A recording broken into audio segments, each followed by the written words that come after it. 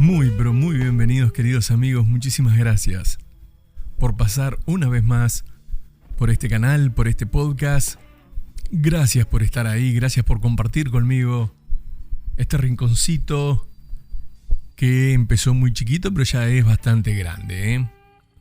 Ya somos un montón intercambiando ideas y compartiendo contenidos acá, en los cuentos del Guardián del Faro.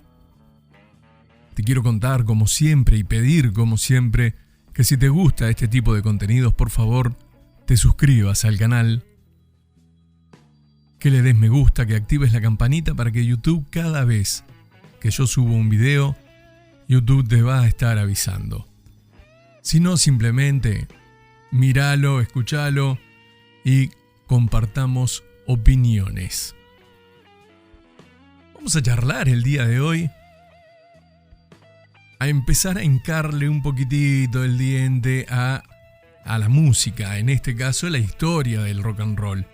En este caso lo que vamos a hacer es hablar de una de las fundadoras de esta música, muy infravalorada, pero vamos a estar hablando. Lamentablemente, para empezar a hablar de esto, nos tenemos que ir allá atrás, ojo, porque muchos dicen, sí, el rock más o menos se inventó en los 50, en los 60, el rey del rock, Chuck Berry, Elvis, Little Richard. Me parece que fue un poco antes. Fue un poco antes. De hecho, las raíces del rock son muchísimo anteriores. Vamos a ver del disparate que estoy hablando. Esto es una muy linda historia, espero que salga bien, que yo la sepa transmitir de la forma correcta. Obviamente, como todas las historias, no hay una fecha de inicio, un corte de cinta. Siempre fue un proceso. Si nos vamos a la historia de los países, siempre hay un proceso de independencia, un proceso de fundación, que por ejemplo empieza en el 1810 como nosotros, termina en el 1830, por nosotros me refiero a la República Oriental. El rock más o menos pasa lo mismo, todas las historias son procesos.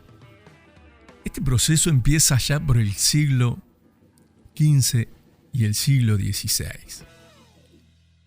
El triste y lamentable negocio de aquellas épocas eran los esclavos. Esclavos que los robaban de su familia, los robaban de su patria, los robaban de su continente y los traían a laburar acá.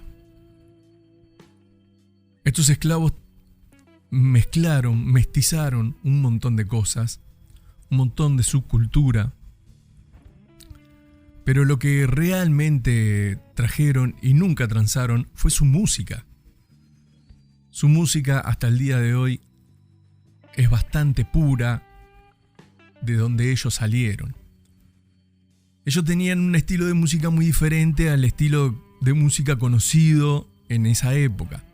En esa época, la música europea, la música, lo que hoy le llamamos clásica, la música de cámara, era el habitué, era lo que se escuchaba, porque no se conocía otra cosa. Obviamente había música en China, obviamente había música en Japón, pero no se conocía masivamente. De hecho, hoy no recordamos ningún autor de música clásica china o música clásica japonesa. Recordamos tal vez algún autor de música clásica europea. Pero estos esclavos vinieron con esa música que era muy diferente, porque ellos lo que hacían era algo muy particular. Su música y su baile era en pregunta y respuesta. Alguien preguntaba algo y otra persona respondía. Vendría a ser lo que sería hoy una payada, ¿de acuerdo? Pero lo hacían en grupos. Alguien preguntaba, alguien respondía. Pasaron los siglos, pasó el tiempo y seguían con ese tipo de música tan particular, tan negra, tan tan bella en todo sentido. La música de por sí, como las letras, ya eran desgarradoras, porque la situación era desgarradora para ellos. En muy poco tiempo les surgió una esperanza. Las iglesias del sur de Estados Unidos, casi todas protestantes, acogieron a esa gran migración, por decirlo de alguna forma, un poco edulcorada. Y en esa acogida que le dieron, la iglesia también les hicieron participar en sus cantos y en sus ritos. En ese momento había coros importantes de negro y también iglesias exclusivamente para negros. Un pastor negro, feligresía negra. Y ahí empezó a traer desde sus raíces. El pastor preguntaba, la feligresía respondía. El pastor preguntaba con música, la feligresía respondía con música. Para ese entonces, había muchos esclavos que habían aprendido a tocar muchos instrumentos y tocaban música europea. También esos músicos pasaban por las iglesias. A todo esto la música también se fue transformando. Estos excelentes músicos agregaron una nota en la escala pentatónica del sol. Los que recordamos, lo que sabemos, o para los que no, la escala pentatónica del sol es sol, la, do, re, que se tocan en la sexta y en la quinta cuerda. En este caso, le agregaron una nota a esa escala pentatónica que es el re sostenido. La escala pentatónica quedaría sol, la, do, re sostenido. Al re sostenido se le conoció como la nota blue. Con esa pequeña nota casi imperceptible que pasó en la historia, empezó a manifestarse el blues, la nota blue. A lo que hacían esos negros en la iglesia se le llamó negro espiritual. Ya a principios del siglo XX se empezaron a mezclar ritmos que salían de la iglesia, se salían hacia el campo, a los campos de laburo, y se empezaron a mezclar con el jazz, con el swing más tardíamente. La tecnología jugó un papel fundamental en todo esto, porque también en esa época se empezaron a crear las guitarras eléctricas. Estaba empezando recién a fundarse las bases del rock en ese momento. Little Richard, Chuck Berry, el muchacho que estuvimos hablando recientemente, Buddy Holly, fueron allá por los 50, grandes promotores de un ritmo que ya estaba establecido. Ya a eso que le tocaban estos muchachos se le llamaba rock and roll. Pero como en toda historia hay una mujer, una muy bella mujer, infravalorada por su talento, olvidada por la historia, por el simple hecho de ser negra. Estamos hablando de Sister Rosetta Tharpe. Una mujer con una voz increíble, muy muy potente, pero una forma muy agresiva de tocar la guitarra. De hecho, hasta el día de hoy, si vos escuchás a la Sister Rosetta, es agresivo como toca la guitarra. Rosetta nació el 20 de marzo del 15 en, increíblemente, Cotton Plant. Ella ya nació conectada con la música. Sus dos padres eran cantantes del coro de la iglesia y lo hacían muy bien.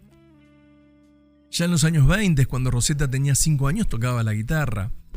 Cerca del 30, Rosetta acompañaba a su madre con la guitarra y hacía giras por las iglesias del sur de Estados Unidos. Cuando Rosetta tenía 19 años, arregló un casamiento con el pastor de la iglesia Thomas Thorpe, de ahí su apellido, en donde le cambia una letra, la O por la A. Pero ese matrimonio duró realmente poco. se separaron 4 años después. En 1938 Rosetta se muda a Nueva York y empieza a tocar en el Catan Club, donde negros tocaban para una audiencia blanca, resaltando por su voz inconfundible y su guitarra. En la iglesia evangélica esto le trajo algún problema, porque tocaba en la iglesia de mañana y por las noches tocaba en el club nocturno de la zona. Cuando la vemos tocar la guitarra vemos que es una persona de avanzada, realmente muy avanzada para su época.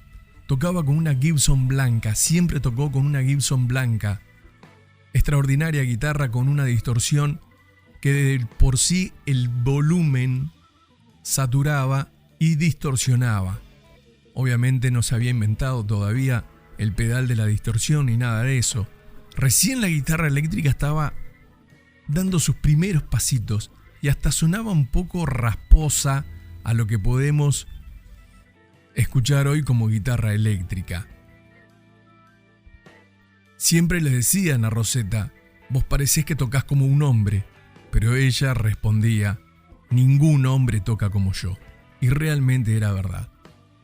En 1943, presten atención a este dato, 43, plena Segunda Guerra Mundial, graba con el sello Decca un simple que se llamaba Strange Things Happening Every Day.